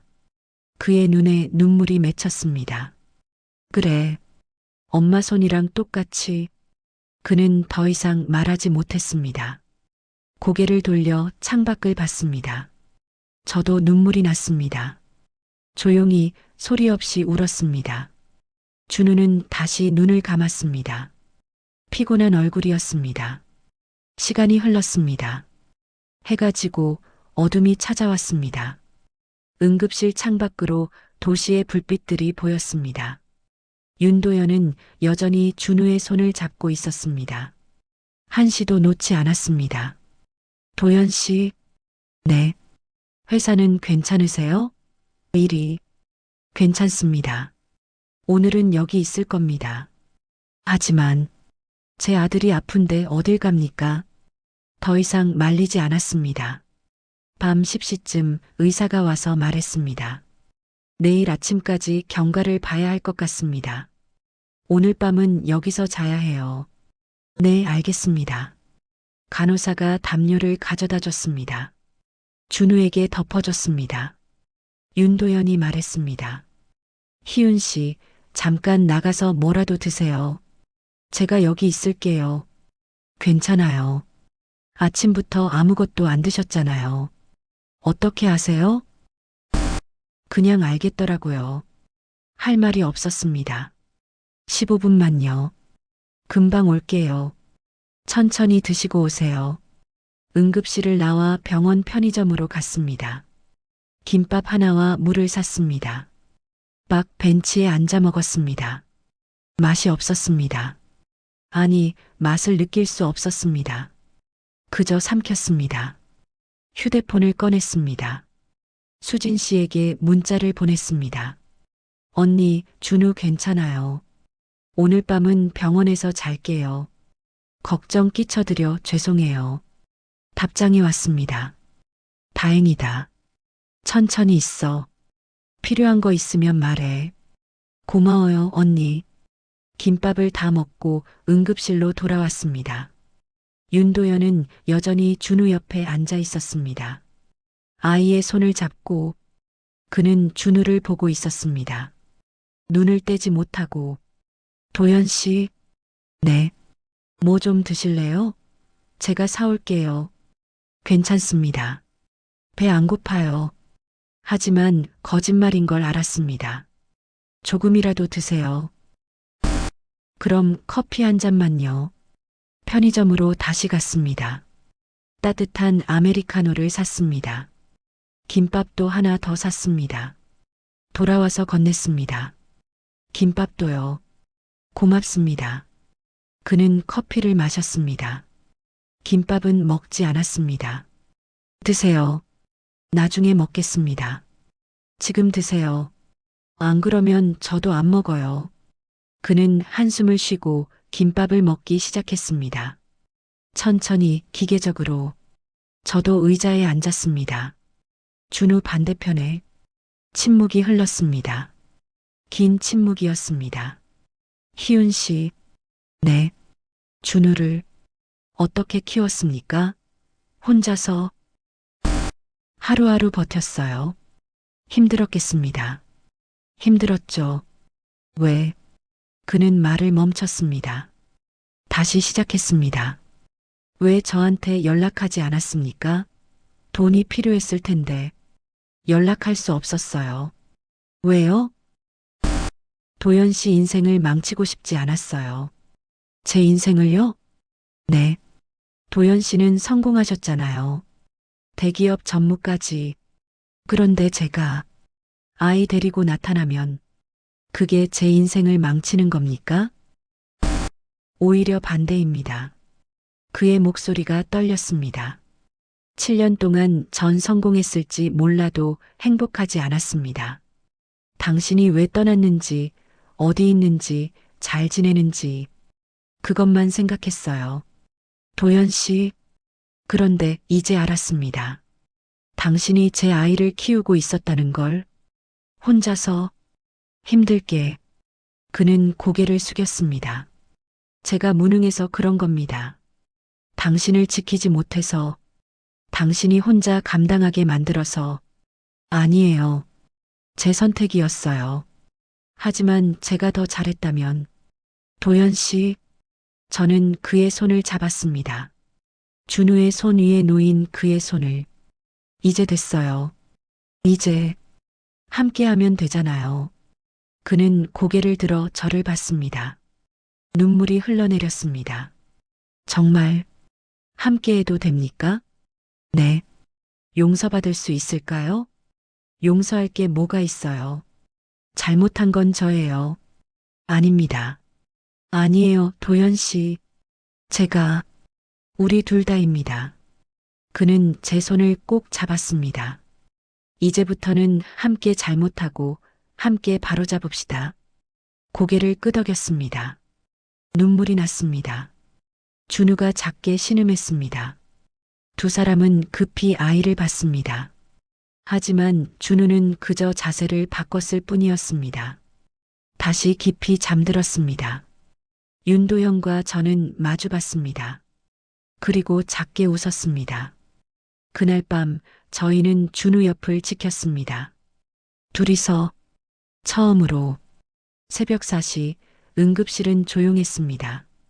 간호사들의 발소리만 가끔 들렸습니다. 준우는 깊이 잠들어 있었습니다. 산소 마스크는 벗겨졌고 숨소리는 안정적이었습니다. 윤도현은 의자에 앉은 채 졸고 있었습니다. 고개가 옆으로 기울어져 있었습니다. 저는 담요를 가져다 그의 어깨에 덮어줬습니다. 그가 눈을 떴습니다. 깨웠습니까? 아니요. 좀 주무세요. 괜찮습니다. 그는 몸을 일으켰습니다. 목을 좌우로 돌렸습니다. 뻐근한 표정이었습니다. 준우는 잘 자고 있어요. 다행이네요. 침묵이 흘렀습니다. 창밖은 여전히 어두웠습니다. 희윤 씨, 네. 준우가 태어날 때는 어땠습니까? 갑작스러운 질문이었습니다. 저는 잠시 생각했습니다. 힘들었어요. 혼자였습니까? 어머니가 계셨어요. 그때는 건강하셨거든요. 새벽 2시쯤 진통이 왔어요. 병원 가는 택시 안에서 어머니 손을 잡고 울었던 것 같아요. 그때의 기억이 선명했습니다. 추운 겨울이었습니다. 택시 창밖으로 눈이 내렸습니다. 얼마나 걸렸습니까? 8시간이요. 아침 10시에 태어났어요. 첫 울음은 엄청 컸어요.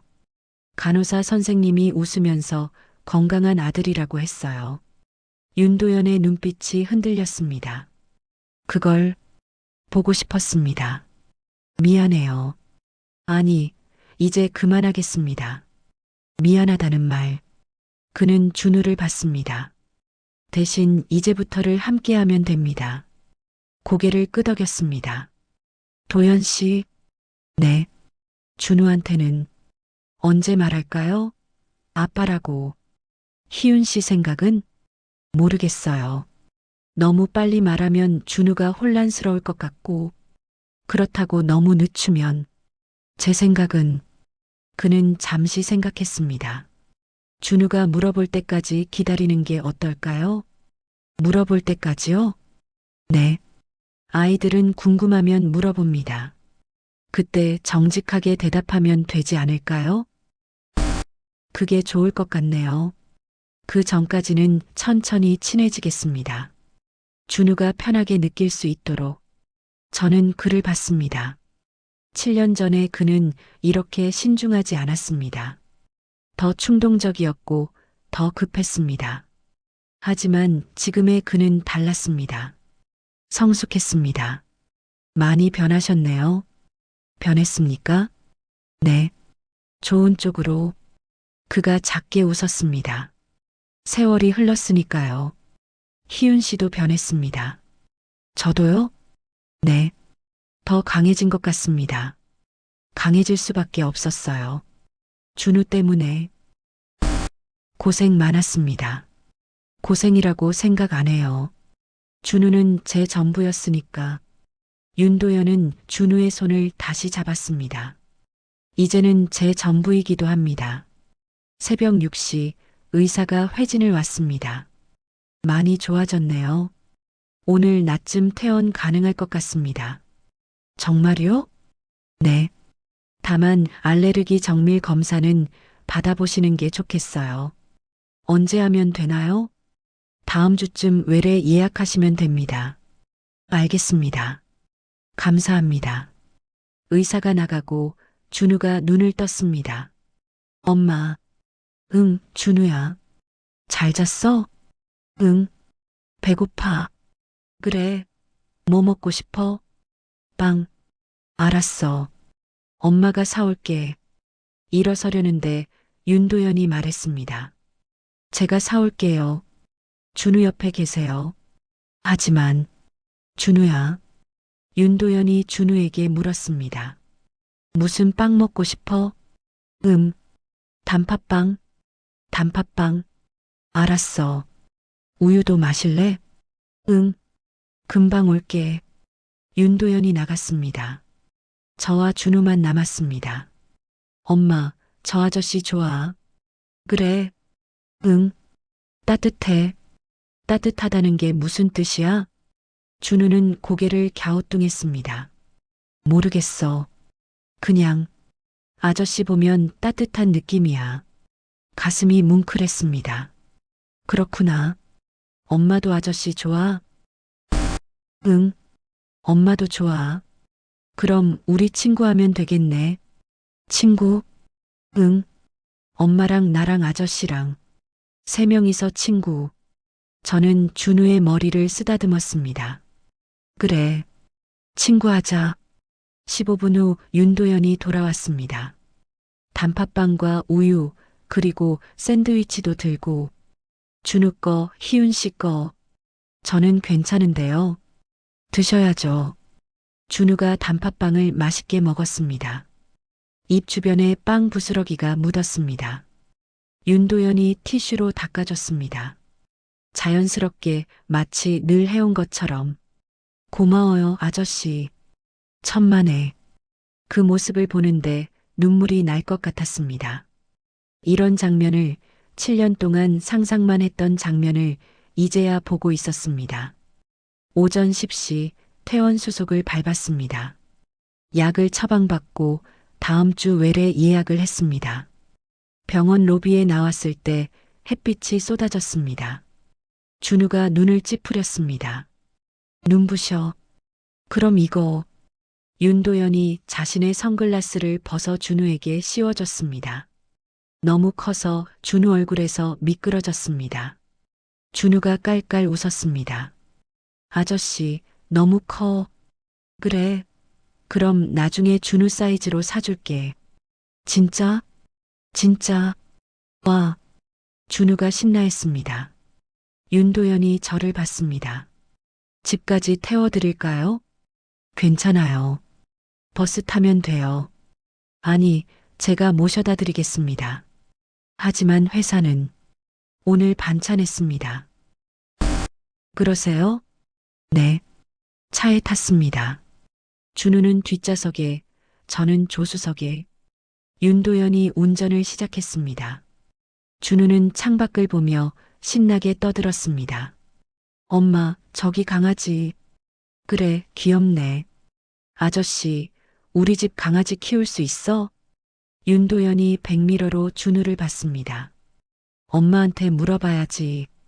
엄마, 강아지 키우면 안 돼? 나중에 생각해보자. 에이. 준우가 입을 삐죽거렸습니다.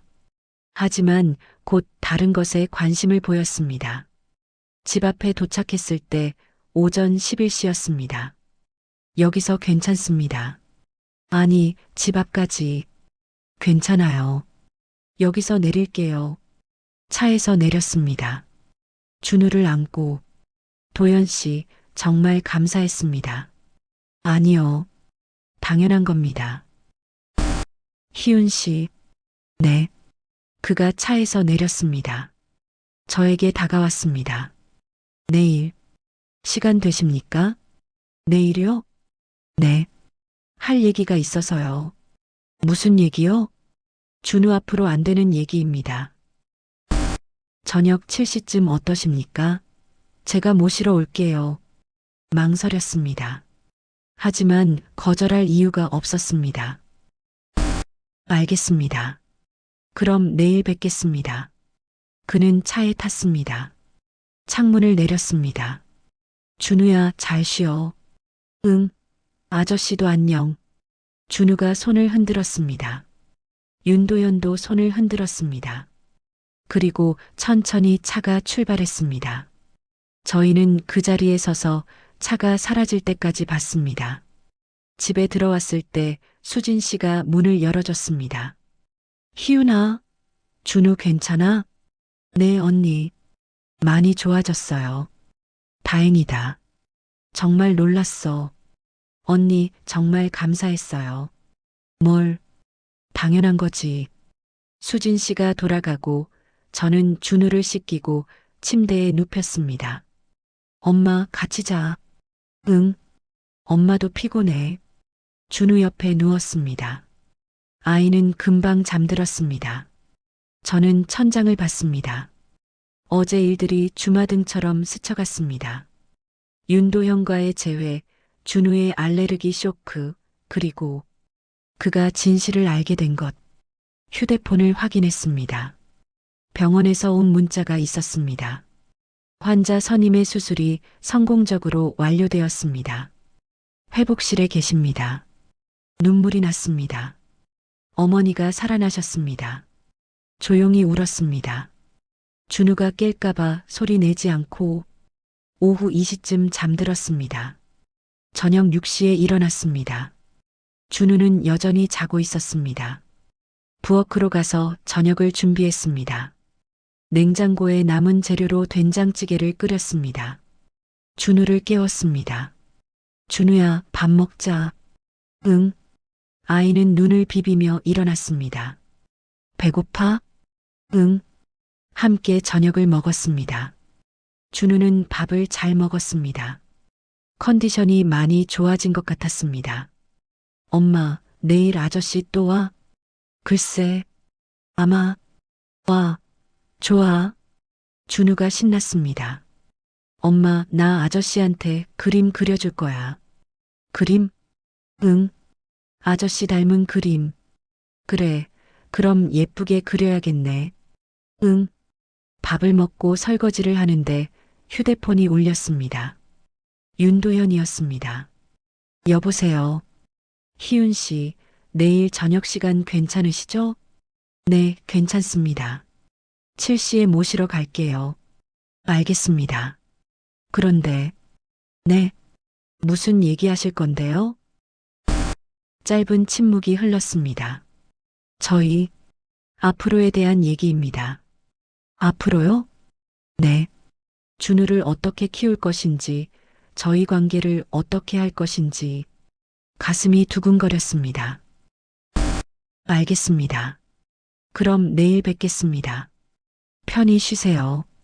네. 도연 씨도요. 전화가 끊겼습니다. 저는 휴대폰을 내려놓고 창밖을 봤습니다. 해가 지고 있었습니다. 하늘이 주황색으로 물들었습니다. 다음 날 저녁 6시 30분, 저는 옷장 앞에 서 있었습니다. 뭘 입어야 할지 몰랐습니다. 데이트가 아닌데. 하지만 그냥 나가기엔 신경이 쓰였습니다. 결국 청바지에 흰색 블라우스를 입었습니다. 머리를 묶었다 풀었다를 반복했습니다. 립스틱을 발랐다 지웠다 했습니다. 준우가 물었습니다. 엄마, 어디가? 응. 아저씨랑 잠깐 얘기하고 올게. 나도 갈래. 오늘은 안 돼.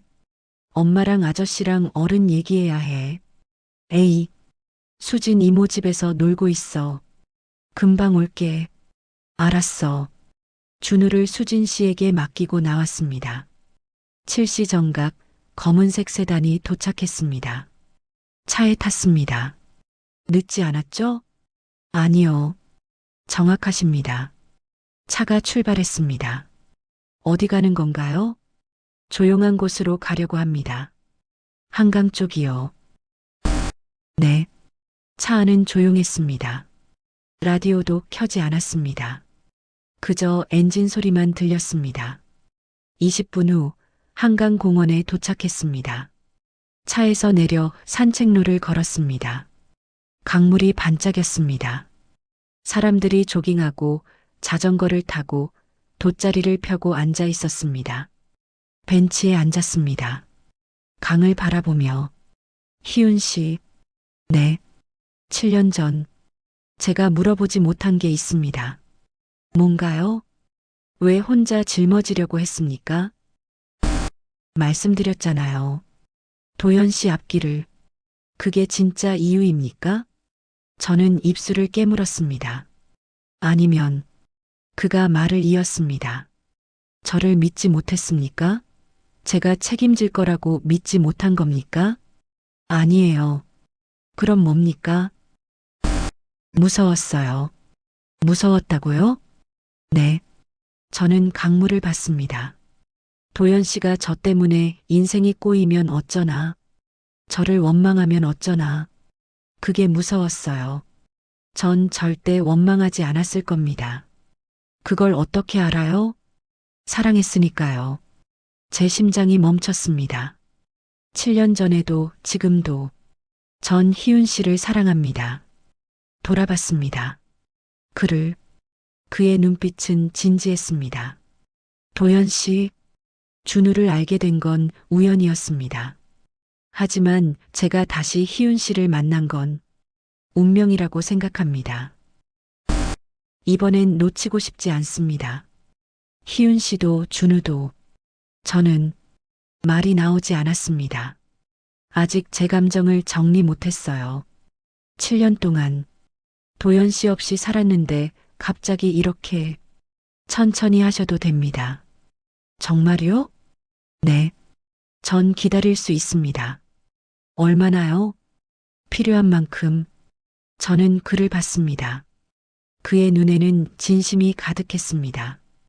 도연 씨는 후회 안 하세요? 5살 아이가 있는 여자랑. 후회요? 그가 웃었습니다. 오히려 감사합니다. 준우가 있어서 희윤 씨가 준우를 낳아줘서 눈물이 났습니다. 그리고 그가 제 손을 잡았습니다. 이번엔 도망가지 마세요. 네. 7년 전처럼 갑자기 사라지지 마세요. 힘들면 말하고 무서우면 기대고 혼자 감당하지 마세요. 도연 씨, 약속해 주세요. 저는 고개를 끄덕였습니다. 눈물을 흘리며 약속할게요. 그가 저를 안았습니다. 조심스럽게 하지만 단단하게. 저는 그의 가슴에 얼굴을 묻었습니다. 따뜻했습니다. 안전했습니다. 얼마나 그렇게 있었을까요? 시간이 멈춘 것 같았습니다. 희윤 씨, 네, 천천히 가겠습니다. 희윤 씨 속도에 맞춰서 고마워요. 그리고 준우에게도 천천히 다가가겠습니다. 준우는 이미 도연 씨를 좋아해요. 정말입니까? 네. 따뜻하대요. 도연 씨가, 그가 웃었습니다. 준우를 닮았네요. 희윤 씨를, 준우가 저를요? 네. 따뜻한 거, 저도 웃었습니다. 7년 만에 진짜로 웃는 것 같았습니다. 한참을 강가에 앉아 있었습니다. 말없이 그저 옆에 있는 것만으로도 충분했습니다. 오후 9시쯤 집으로 돌아왔습니다. 들어가세요. 준우가 기다릴 거예요. 네. 오늘 고마웠어요. 저야말로 차에서 내리려는데 그가 말했습니다. 희윤 씨, 네. 월요일 회사 출근하시죠? 아, 네. 인턴. 준우는 어떻게 할 계획이십니까? 어린이집에 보낼 거예요. 어머니는 아직 회복 중이시니까. 네. 혹시 필요하시면 제가 도와드릴 수 있습니다. 괜찮아요. 제가 알아서 할게요. 하지만, 도연 씨, 저는 그를 봤습니다. 이제 시작이잖아요. 천천히 하나씩 해결해 가요. 알겠습니다. 그럼 들어갈게요. 조심히 들어가세요. 네. 편히 쉬세요. 차에서 내려 집으로 들어갔습니다. 뒤돌아보니 그가 여전히 차 안에 앉아 있었습니다. 저를 보고 있었습니다. 손을 흔들었습니다. 그도 손을 흔들었습니다. 그리고 천천히 차가 출발했습니다. 수진 씨 집에서 준우를 데려왔습니다. 엄마, 늦었어. 미안, 준우야. 아저씨는? 아저씨는 집에 가셨어. 에이, 대신 곧 또 볼 거야. 진짜? 응, 진짜. 준우를 씻기고 잠옷을 입혔습니다. 침대에 누웠습니다. 엄마, 응? 나 아저씨 좋아. 엄마도 알아. 아저씨가 우리 가족이면 좋겠어. 가슴이 뭉클했습니다. 그래. 엄마도 그렇게 생각해? 응. 엄마도 그렇게 생각해. 와, 그럼 우리 셋이서 같이 살 수 있어? 그건 조금 더 시간이 필요해. 얼마나? 모르겠어. 하지만 언젠가는. 알았어. 나 기다릴게. 준우가 눈을 감았습니다. 금방 잠들었습니다. 저는 아이의 얼굴을 보며 생각했습니다. 앞으로의 일들을, 회사 일, 준우 육아, 윤도현과의 관계, 어머니 간병, 쉽지 않을 것입니다. 힘든 날들도 있을 것입니다. 하지만 이번엔 혼자가 아닙니다. 창밖을 봤습니다. 달이 떠 있었습니다. 환하게 빛나는 보름달이었습니다. 휴대폰에 문자가 왔습니다. 윤도현이었습니다. 잘 들어가셨죠? 준우도 잘 자고 있나요? 내일 병원 가실 때 연락 주세요. 같이 가겠습니다. 답장을 보냈습니다. 네, 잘 들어왔어요. 준우도 잘 자고 있어요. 내일 연락드릴게요. 오늘 고마웠어요. 곧 답장이 왔습니다. 천만에요. 편히 주무세요. 내일 뵙겠습니다. 휴대폰을 내려놓았습니다. 준우 옆에 누웠습니다. 7년 만에 처음으로 마음이 편안했습니다. 미래가 어떻게 될지는 모릅니다. 하지만 이제는 혼자 걱정하지 않아도 됩니다. 준우의 작은 손을 잡았습니다. 따뜻했습니다. 준우야, 엄마가 지켜줄게. 아빠도 지켜줄 거야. 우리 셋이서 함께 작게 속삭였습니다. 그날 밤 오랜만에 평화롭게 잠들었습니다. 새로운 시작을 앞둔 채로 새벽 1시 윤도현은 집 서재에 앉아 있었습니다. 창밖으로 도시의 불빛이 보였습니다. 책상 위에는 사진 한 장이 놓여 있었습니다. 7년 전 서희웅과 함께 찍은 사진이었습니다. 대학교 축제 날이었습니다. 둘 다 웃고 있었습니다. 그는 사진을 들여다봤습니다. 오랫동안 7년이나 걸렸네요. 혼잣말이었습니다. 하지만 이제 다시 시작할 수 있겠죠. 우리 셋이서 사진을 가슴에 안았습니다. 준우, 내 아들, 미안해. 늦게 알아서. 하지만 이제부터는 평생 함께 할게. 약속해. 눈을 감았습니다. 그리고 처음으로 7년 만에 처음으로 평화롭게 잠들 수 있을 것 같았습니다. 새로운 아침이 올 것입니다. 그들 셋에게 함께 만들어갈 미래가 기다리고 있었습니다. 오늘도 제 이야기를 끝까지 들어주셔서 고마워요. 여러분 모두 행복하세요. 그럼 다음 이야기에서 또 만나요. 안녕히 계세요.